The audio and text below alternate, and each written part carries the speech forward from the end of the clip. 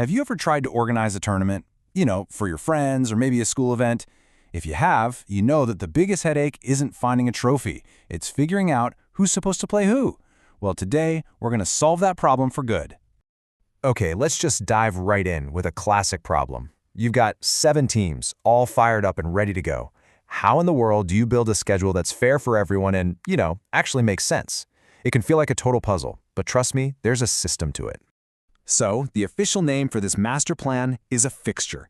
You can think of it as the roadmap for your entire competition. It's what brings order to the chaos and makes sure every team knows their path to victory.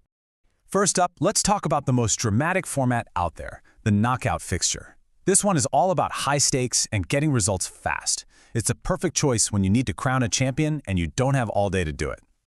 The beauty of a knockout tournament is its brutal simplicity. You win, you move on. You lose, and you're out. That's it. It creates this instant tension and excitement in every single game, because there are no second chances. Now don't worry, the math for this is incredibly simple. If you have n teams, you'll always have n-1 matches to find the winner. So for 10 teams, that's 9 matches. For 64 teams, you need 63 matches. It's really that easy. Okay, but this is where things can get a little tricky. In the first round, you want to pair teams up, right? Team 1 plays Team 2, Team 3 plays Team 4, but what about with 6 teams? You pair up the first 4, and suddenly you've got 2 teams just standing around. And you can see it right here. Teams 5 and 6 are just left hanging, with no one to play in the first round. The schedule is kind of broken before it even starts. So what's the official, fair way to handle this? The solution is a really elegant little concept called a bye. A bye is basically a free pass to the next round. It's not a penalty or a mistake. It's a tool that we use to make the numbers work out perfectly. So how do you hand out these buys? Well, it's not random. There's a simple 3-step formula. First, you find the next power of 2 from your number of teams. For 6 teams, that number is 8. Second, you subtract your teams from that number. So 8 minus 6, that gives us 2 buys. And finally, you place them strategically. The first buy goes to the very last team, and the second one goes to the very first team. And just like that, the fixture is fixed. Team 1 and Team 6 get those buys, so they get to advance straight to the second round, while the other 4 teams battle it out. Now the whole tournament can run smoothly and, more importantly, fairly. All right, now let's switch gears and look at our second major format, the league fixture. If knockout is all about speed, the league is all about finding the undisputed true champion over a longer period. The main idea here is total fairness. You'll often hear this called a round robin. In this format, one bad game won't knock you out. It's really designed to reward consistency, because the champion is the one who plays the best against everyone. But this fairness creates a brand new challenge. For a knockout, you just pair up the winners. But for a league, you have to schedule every single possible matchup. With just 5 teams, that's 10 matches.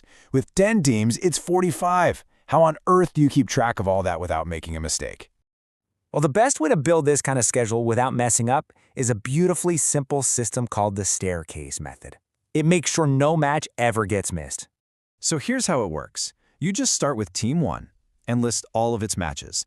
Team 1 plays Team 2, then Team 3, Team 4, and Team 5.